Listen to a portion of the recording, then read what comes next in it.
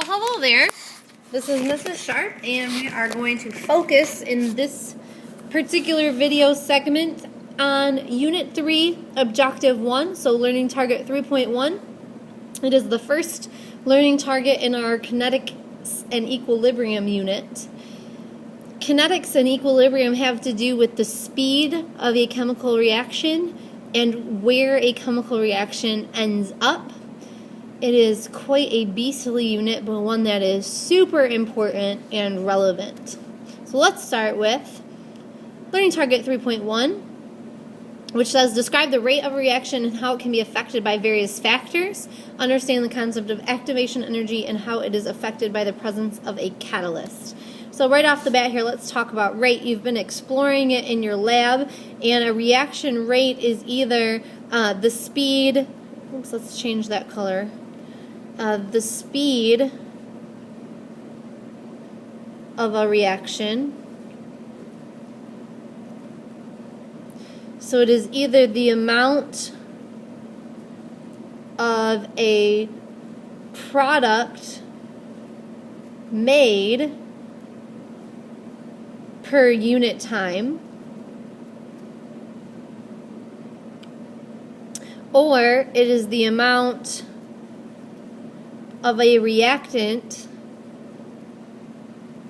used up per unit time. So that amount can be different units for amount, but typically for an amount in chemistry, we're going to use moles or even molarities or moles per liter, and your unit time is most often going to be seconds. So the most common unit for talking about rate is going to be moles per liter second. Some of you are using different units for your lab because it just makes more sense, such as grams per second or something like that. But this is a good base unit for our discussion about rate.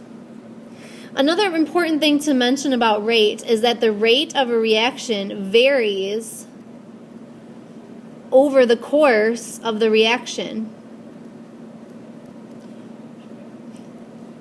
In other words, the rate might be really fast to start as you have a lot of the chemicals available to react or collide with each other. We're going to talk about collision theory here in a second, but it may slow down as the reaction progresses.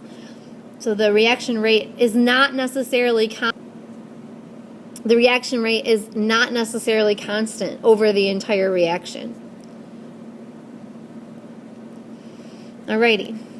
Average reaction rate then is when we take the entire reaction, so the amount of time it takes for the entire reaction, so amount of product made over the course of the entire reaction. This is what you are doing in your lab. So you could do a reaction rate at any, like an instantaneous amount of time, where you were just looking at, in 1 second how much is made. But you guys are looking at the course of the entire reaction, so you're getting what's known as an average reaction rate. So it's not going to be necessarily equal to the rate at the beginning of the reaction, but it's average overall the entire reaction. So again, this could be product made, or it could be reactant used.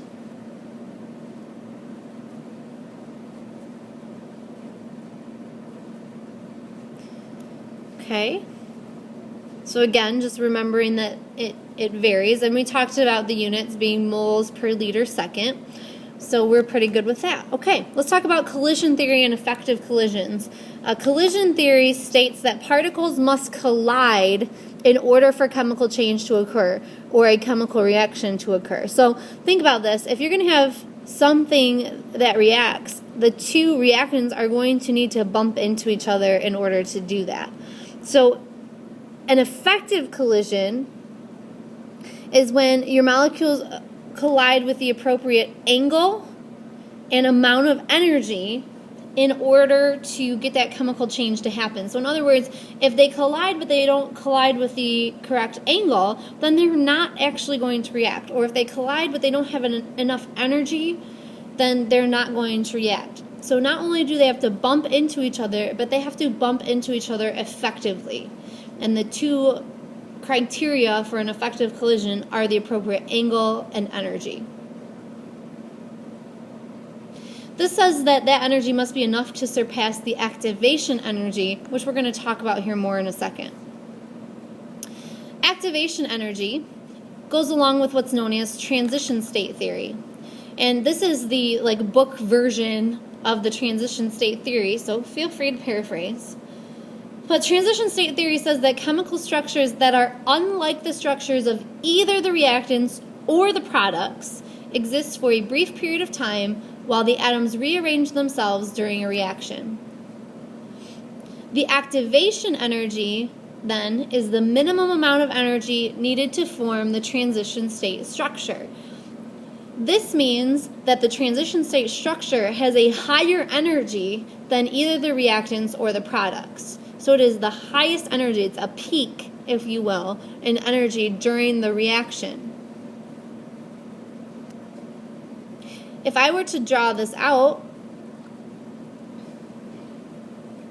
again having a reaction coordinate, so reaction progress along the bottom, and amount of energy here along the top, maybe I take my reactants, A plus B, and this is an endothermic reaction. So up here, I make product C plus D. So the activation energy is the amount we need to get to the transition state.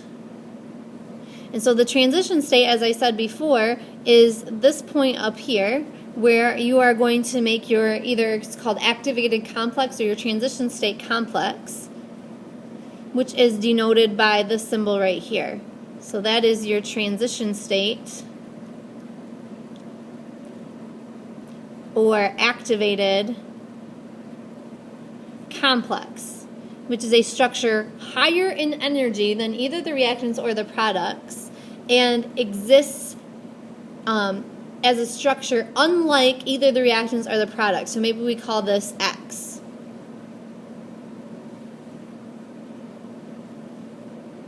So this amount of energy from here, so I'll use a different color arrow here.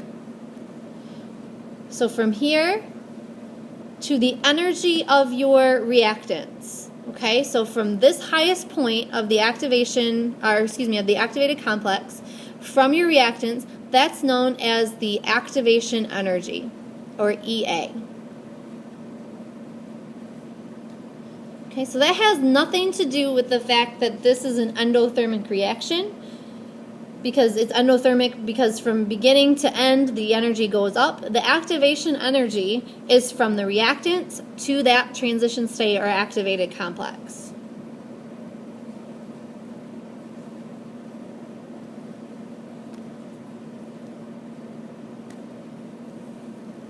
Oops.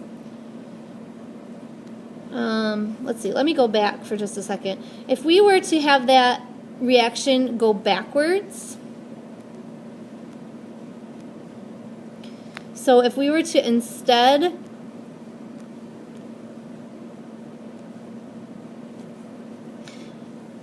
start with C plus D and end with A plus B, so since it's just the opposite, it's going to be an exothermic reaction. Even though it's exothermic, we still are going to have an activation energy. Now, it might not, it's still going to be there. It's just smaller in this case because now the reactants are your C plus D. I'm sorry, I'm having trouble saying some of this. So your activation energy is still from your reactants to that peak. It's just that now your activation energy is smaller because that difference in energy is smaller. And then your transition state exists here, we'd still call that X. So it's still a structure unlike either the reactants or the products, at that peak in energy during the reaction. However, this reaction is still going to be exothermic, so delta H is negative. Okie dokie. I believe that is all that I want to tell you, but I'm just going to double check. Oh, we don't want to talk about that because you are doing that in your lab. So we are all set for 3-1, and you will be watching 3-2 in class on Monday. So with that, I will bid you adieu and have a wonderful rest of your weekend. Take care. See ya.